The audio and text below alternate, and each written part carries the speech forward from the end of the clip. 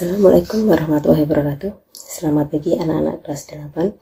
Semoga pagi ini kalian dalam keadaan sehat, ceria, dan semangat untuk mengikuti pembelajaran IPA. Pada kesempatan kali ini kita akan bahas bab 2, yaitu tentang sistem pernapasan pada manusia. Apa itu bernapas? Apakah hanya memasukkan udara saja atau hanya mengeluarkan udara saja? Mari kita bahas penjelasan lebih lengkapnya. Bernafas adalah proses menghirup oksigen dan mengeluarkan karbon dioksida keluar tubuh. Oksigen digunakan untuk pembakaran zat makanan dalam sel untuk menghasilkan energi, dan energi digunakan manusia untuk beraktivitas sehari-hari. Kemudian, apa itu organ-organ pada sistem pernafasan? Yang pertama, ada hidung, ada faring, ada laring, ada trakea, ada bronkus, ada bronkiolus, ada pulma atau paru-paru, dan yang terakhir ada alveolus. Mari kita bahas satu persatu tiap organ pernafasan pada manusia.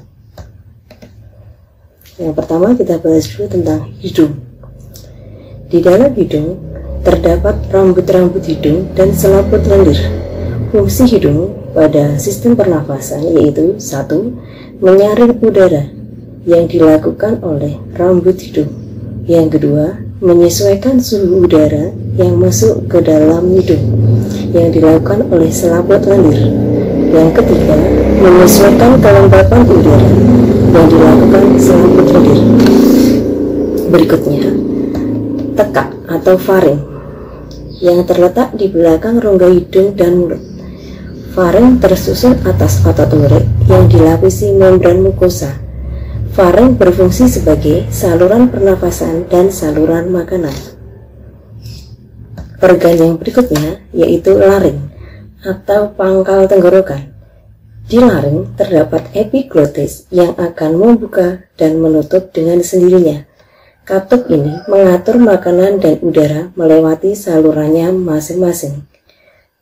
Di laring juga terdapat pita suara yang merupakan organ penghasil suara pada manusia.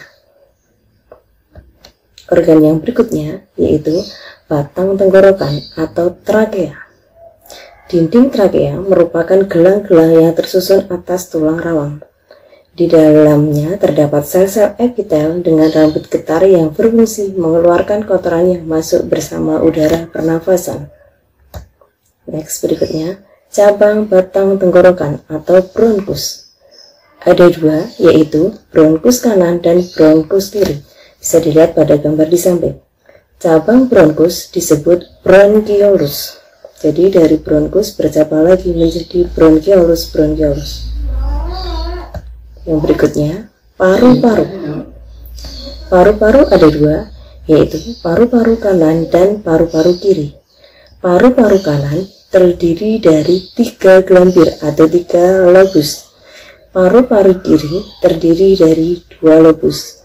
Paru-paru dilindungi oleh selaput pleura yang berfungsi sebagai pelindung paru-paru dari gesekan.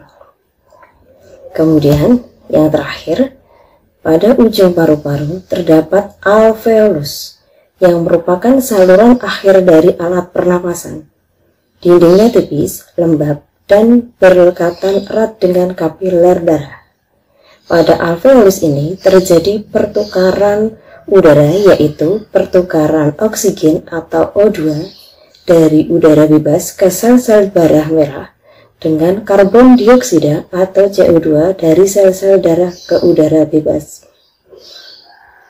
Demikian tadi pembahasan tentang organ-organ pernafasan. Sekarang kita lanjutkan untuk mekanisme pernafasan. Mekanisme pernafasan meliputi proses inspirasi dan ekspirasi. Proses inspirasi yaitu masuknya udara ke paru-paru, sedangkan ekspirasi yaitu pengeluaran udara dari paru-paru. Proses inspirasi dan ekspirasi melibatkan kontraksi dan relaksasi otot-otot tulang rusuk dan otot diafragma.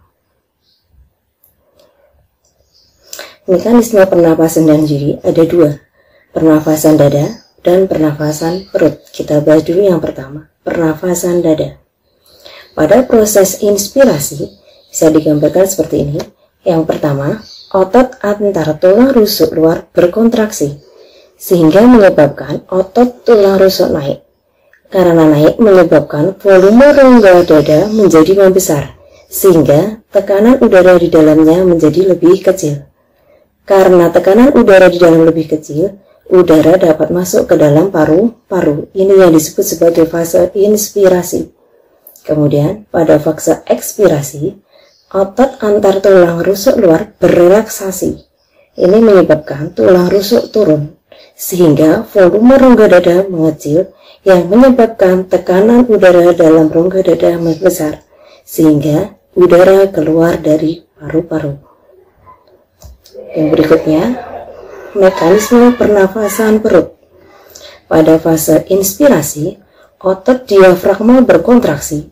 Diafragma mendatar, volume rongga dada menjadi membesar, sehingga menyebabkan tekanan udara di dalamnya menjadi lebih kecil, sehingga udara masuk ke dalam paru-paru. Yang berikutnya, fase ekspirasi. Otot diafragma berrelaksasi, menyebabkan diafragma melengkung, sehingga volume rongga dada mengecil, menyebabkan tekanan udara di dalam rongga dada menjadi besar, sehingga udara keluar dari paru-paru. Kemudian kita lanjutkan, apa saja faktor-faktor yang mempengaruhi frekuensi pernafasan pada manusia. Yang pertama, jenis kelamin. Frekuensi pernafasan laki-laki lebih banyak daripada perempuan. Yang kedua, usia. Semakin tua, frekuensi pernafasannya lebih kecil daripada anak-anak. Yang ketiga, suhu tubuh. Semakin tinggi suhu tubuh, frekuensi pernafasannya lebih besar. Yang keempat, posisi tubuh.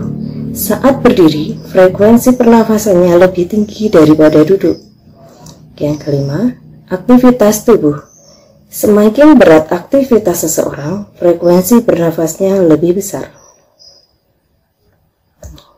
Kita lanjutkan untuk volume udara pernafasan. Yang pertama, ada volume tidal, yaitu udara yang masuk dan keluar paru-paru selama pernafasan normal, kurang lebih 500 ml.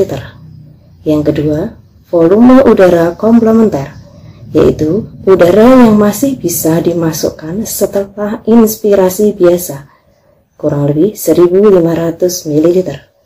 Ketiga, volume udara suplementer, yaitu udara yang masih bisa dimasukkan setelah ekspirasi biasa, kurang lebih 1500 ml. Keempat, volume residu, yaitu volume yang tersisa setelah ekspirasi maksimal, besarnya kurang lebih 1000 ml. Kelima, kapasitas vital. Kapasitas vital yaitu volume udara yang keluar setelah inspirasi maksimal, kurang lebih 3500 ml. Keenam, kapasitas total paru-paru, yaitu udara yang dapat ditampung paru-paru semaksimal mungkin, kurang lebih 4500 ml. Demikian tadi pembahasan kita tentang pernapasan. Kita telah sampai pada organ pernapasan dan faktor-faktor yang mempengaruhi frekuensi pernapasan serta volume udara pernapasan. Untuk tugasnya bisa Anda lihat pada ikon tugas. Kemudian untuk materi minggu depan silahkan pelajari pada gangguan sistem pernafasan. Demikian tadi pembahasan kali ini, semoga bermanfaat. Ada kurangnya mohon maaf. Selamat belajar. Terima kasih. Assalamualaikum warahmatullahi wabarakatuh.